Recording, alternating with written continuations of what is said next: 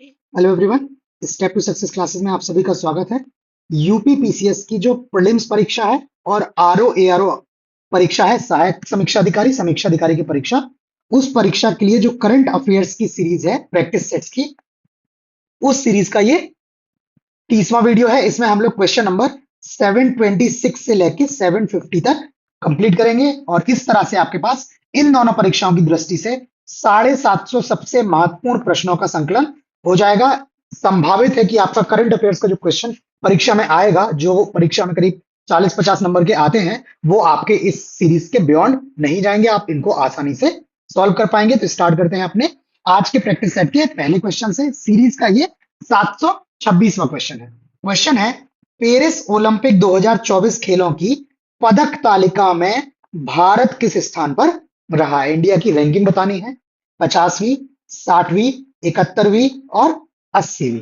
तो सही जवाब इसका ऑप्शन सी। ये भारत जो है पेरिस ओलंपिक खेलों की जो पदक तालिका है, इस पदक तालिका में 71वें स्थान पर रहा है। और भारत ने पेरिस ओलंपिक खेलों में कुल 6 पदक, टोटल 6 मेडल्स जीते हैं, जिनमें एक सिल्वर मेडल है और 5 ब्रॉन्ज मेडल है। बाकी इस पदक तालिका में जो है वो शीर्ष स्थान पर अमेरिका रहा है, जिसने कुल 126 पदक जीते हैं, जबकि इनके स्वर्ण पदक जो थे वो 40 थे। चीन भी जो है वो 40 स्वर्ण पदकों के साथ क्या है, दूसरे स्थान पर रहा है। ठीक है। बाकी 2024 ओलंपिक खेल अभी पेरिस में आयोजित हुए हैं। अब जो वर्ष 2028 के समर ओलंपिक्स या ग्रीष्मकालीन ओलंपिक खेल हैं, ये यूएसए के लॉस एंजलिस में आयोजित किए जाएंगे। अगला क्वेश्चन, अभ्यास उदार शक्ति 2024 का आयोजन किस देश में किया गया? भारत, मलेशिया, थाईलैंड और इंडोनेशिया। तो सही जवाब इसका ऑप्शन डी। ये अभ्यास उदार शक्ति 2024 का आयोजन मलेशिया में किया गया और भारत और मलेशिया के बीच में आयोजन हुआ है। इसमें भारतीय वायुसेना और मलेशिया की वायुसेना ने क्या किया है, भाग लिया है। अभ्यास का आयोजन 5 से 9 अगस्त 2024 के बीच मलेशिया के कुआंतन शहर में हुआ है। ठीक है। तो यहाँ पे हर बार मैं आपको बताता हूं कि जो भी युद्ध अभ्यास है उसमें कब आयोजन हुआ है, कहाँ आयोजन हुआ है और कौन सी सेनाएं इसमें भाग लेती हैं। जैसे ये वायु सेनाओं का अभ्यास है। बाकी नीचे अभ्यास का उद्देश्य भी दिया है। आप लोग चाहें, अगर आपके पास समय है तो आप उद्देश्य भी पढ़ लेंगे तो ज्यादा अच्छा रहेगा। नेक्स्ट क्वेश्चन, पहली वैश्विक प्रवासी महिला कबड्डी लीग जीपीकेएल का आयोजन किस राज्य में किया जाना तय है? पंजाब, हरियाणा, महाराष्ट्र और उत्तर प्रदेश। सही जवाब इसका ऑप्शन बी। जो पहली वैश्विक प्रवासी महिला कबड्डी लीग है, उसका आयोजन सितंबर 2024 में हरियाणा में आयोजित किया जाना तय है और इसमें 15 से अधिक देशों की महिला एथलीट क्या करेंगी, भाग लेंगी। इसका आयोजन होलिस्टिक इंटरनेशनल प्रवासी स्पोर्ट्स एसोसिएशन द्वारा विश्व कबड्डी जो संस्था है उसके सहयोग से किया जाएगा, भारत के हरियाणा में। अगला क्वेश्चन, विश्व शेर दिवस या वर्ल्ड लायन डे कब मनाया जाता है? 8 अगस्त, 9 अगस्त, 10 अगस्त और 11 अगस्त। तो सही जवाब इसका ऑप्शन सी।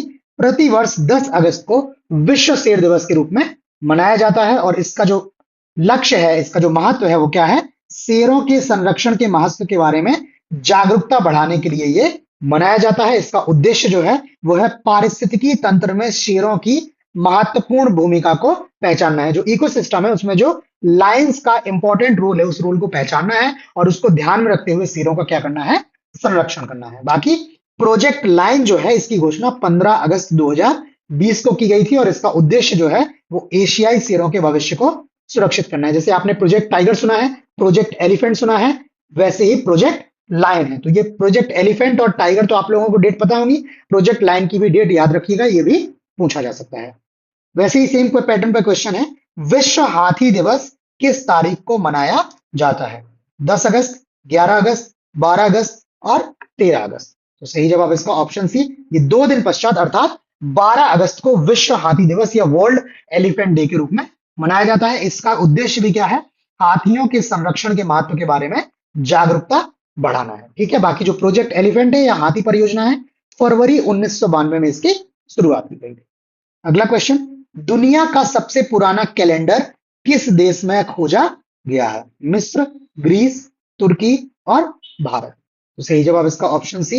ये दुनिया का जो सबसे पुराना कैलेंडर है वो हाल में तुर्की देश में खोजा गया है। ये तुर्की के गोबेकली टेपे साइट जो है, उस साइट पर पत्थर के खंभे पर अंकित एक 12,000 साल पुरानी कैलेंडर को खोजा गया है। इस कैलेंडर में पृथ्वी पर एक धूमकेतु के हमले को दर्शाया गया है, जिसके कारण पृथ्वी पर 1200 साल का एक छोटा हिमयुग आया था। हिमयुग यानी आइस एज, 1200 ईयर्स का आइस एज इस एस्ट्रॉइड के हमले की वजह से आया हुआ था। बाकी जो गोबेकली टेपे साइट है, ये दुनिया की सबसे पुरानी मानव निर्मित संरचना मानी जाती है। तो ये भी स्टैटिक जीके की दृष्टि से आपके लिए महत्वपूर्ण फैक्ट है। ये राइट हैंड पे जो है जो चित्र मिला है वो दिखाया हुआ है, जो कैलेंडर का चित्र मिला है उस खंबे पर। अगला question, national institutional ranking framework NIRF ranking 2024 में किस संस्थान ने शीर्ष स्थान प्राप्त किया है? टॉप रैंक किसने प्राप्त की है? IIT Delhi, IIT Bombay, IIT Madras और आईआईएससी बेंगलुरु। तो सही जवाब जो है इसका ऑप्शन सी, ये आईआईटी मद्रास ने एनआईआरएफ रैंकिंग 2024 में शीर्ष स्थान हासिल किया है। जबकि इसमें जो एक कैटेगरी है ओपन यूनिवर्सिटी की, उसमें इग्नू ने पहला स्थान मिला है। जबकि जो देश का सर्वश्रेष्ठ विश्वविद्यालय है वो है आईआईएससी या इंडियन इंस्टीट्यूट ऑफ साइंस या भारतीय विज्ञान संस्थान।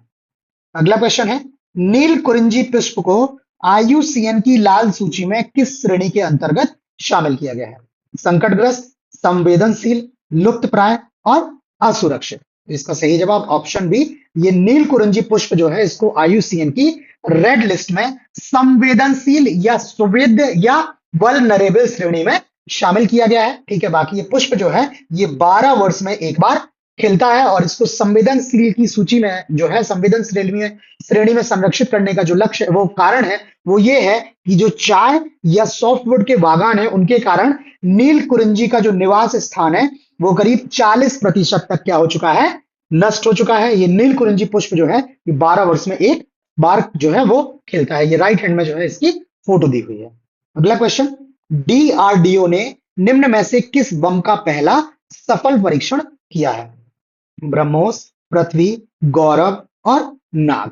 तो सही जवाब इसका ऑप्शन सी, ये डीआरडीओ ने गौरव नाम के एक बम का जो है बम का एक सफल परीक्षण किया है। ये बम इन्होंने जो वायुसेना है उसके सुखोई 30 MKI जो विमान है उस विमान से इसका परीक्षण किया गया और ये बम जो है एक हवाई प्रक्षेपित लंबी दूरी का ग्लाइड बम है। ये एयर से इसको प्रक्षेपित किया जाएगा। इसकी रेंज जो है वो काफी लंबी है और ये एक ग्लाइड बम है और ये बम जो है वो 1000 किलोग्राम भार वर्ग का है जो लंबी दूरी तक लक्ष्य भेदने को सक्षम है। ठीक है, ये राइट हैंड में जो है इसकी फोटो दी गई है।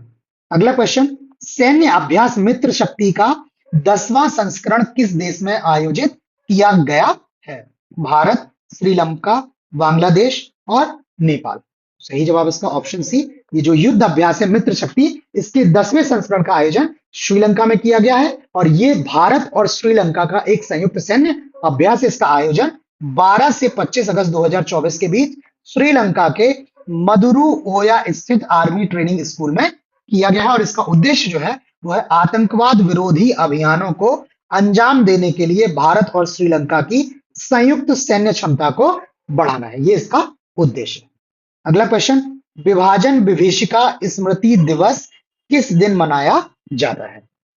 15 अगस्त, 14 अगस्त, 26 जनवरी और 2 अक्टूबर। तो सही जवाब इसका ऑप्शन बी, जिस दिन भारत का पार्टीशन हुआ था, भारत और पाकिस्तान जो दो अलग देश बने हुए थे, उस दिवस को 14 अगस्त को जो है वो प्रतिवर्ष विभाजन विभीषिका स्मृति दिवस के रूप में मनाया जाता है और ये मनाने की घोषणा वर्ष 2021 में प्रधानमंत्री मोदी ने की थी कि अब से जो है वो प्रतिवर्ष 14 अगस्त को विभाजन विभीषिका स्मृति दिवस के रूप में मनाया जाएगा और तब से वर्ष 2021 से ये लगातार आयोजित किया जा रहा है।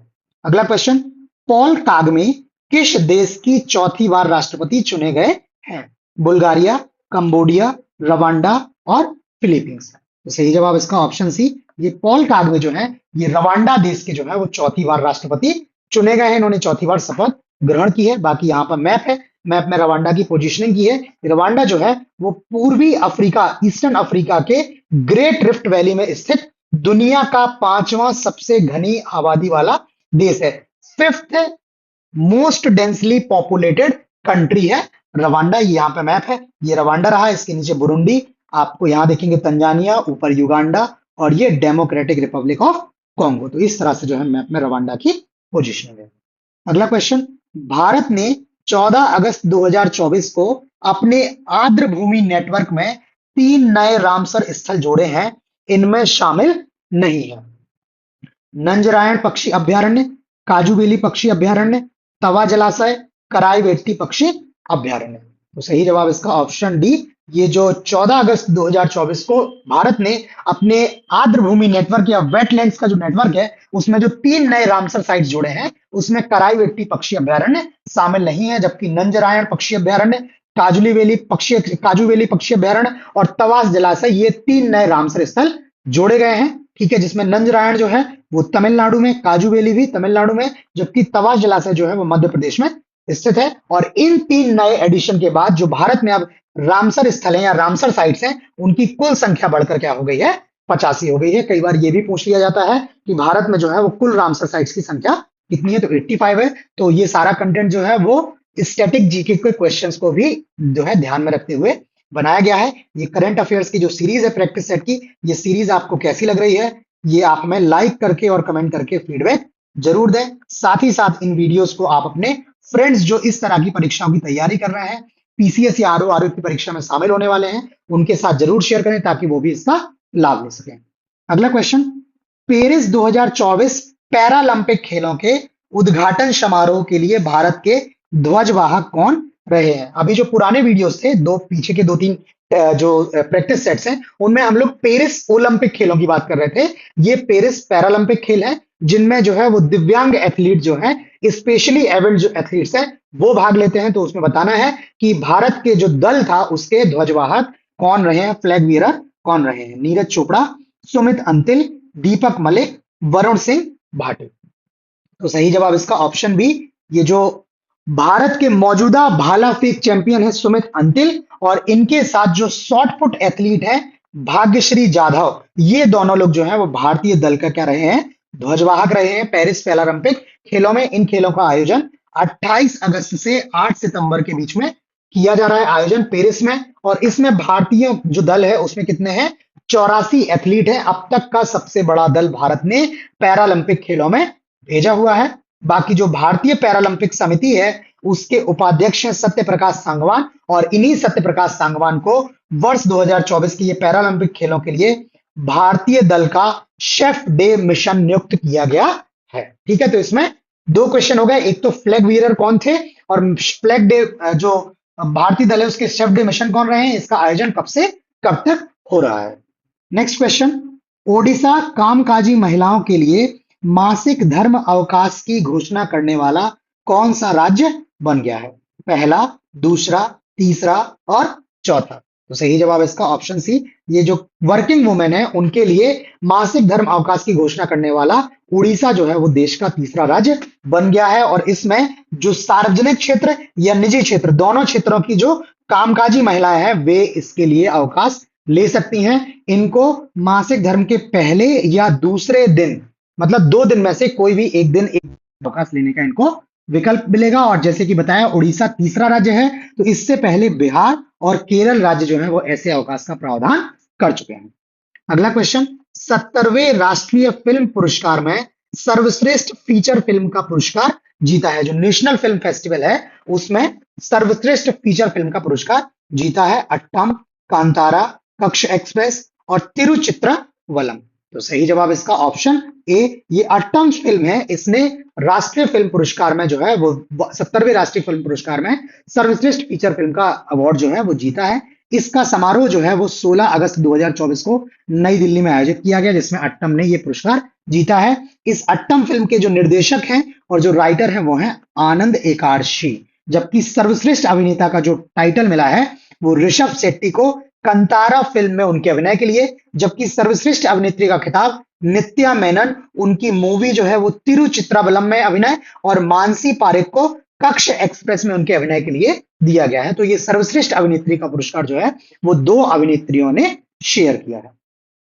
नेक्स्ट क्वेश्चन, कौन सा भारतीय हवाई अड्डा शुद्ध शून्य कार्बन उत्सर्जन दर्जा प्राप्त करने वाला देश का पहला हवाई अड्डा बन गया है? छत्रपति शिवाजी महाराज अंतरराष्ट्रीय हवाई अड्डा, कैंपेगौड़ा अंतरराष्ट्रीय हवाई अड्डा, इंदिरा गांधी अंतरराष्ट्रीय हवाई अड्डा और नेताजी सुभाष चंद्र बोस अंतरराष्ट्रीय हवाई अड्डा।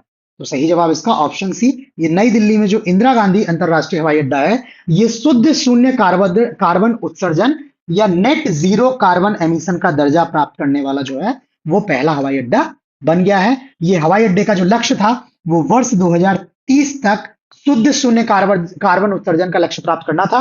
हालांकि इसने उससे पहले ही ये दर्जा जो है वो प्राप्त कर लिया है। बाकी जो हवाई अड्डा है ये इंदिरा गांधी, इसका जो संचालन है वो GMR समूह के नेतृत्व वाली DIAL कंपनी द्वारा किया जाता है। ठीक है, अगला क्वेश्चन है, अग्नि मिसाइल के जनक RN अग्रवाल का 84 वर्ष की आयु में निधन हुआ है। आपको तिथि बतानी है किस दिन, 14 अगस्त 2024 को, 15 अगस्त 2024 को, 16 अगस्त 2024 को और 17 अगस्त 2024 को। तो सही जवाब इसका ऑप्शन डी, ये अग्नि मिसाइल के जो जनक हैं या फादर ऑफ अग्नि मिसाइल हैं RN अग्रवाल जी, उनका 84 वर्ष की आयु में 17 अगस्त 2024 को इनका निधन हो गया है। ठीक है, ये जो है वो अग्नि मिसाइल कार्यक्रम के निदेशक या डायरेक्टर थे, साथ साथ ये हैदराबाद की जो उन्नत प्रणाली प्रयोगशाला है उसके निदेशक के रूप में भी ये कार्य कर चुके हैं। बाकी अग्नि मिसाइलें जो हैं वो अंतर महाद्वीपीय या इंटर कॉन्टिनेंटल डिस्टेंस की बैलिस्टिक मिसाइलों का क्या है, एक परिवार है, फैमिली है। इसमें कई सारी मिसाइलें जो हैं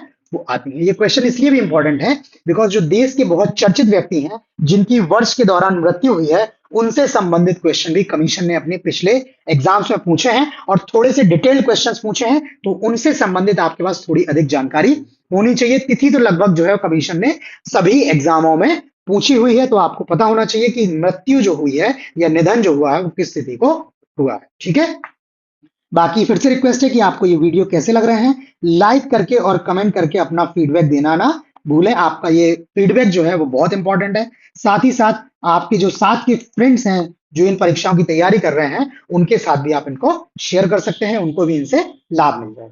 नेक्स्ट क्वेश्चन है, राहुल नवीन निम्न में से किस विभाग के निदेशक या डायरेक्टर नियुक्त किए गए हैं?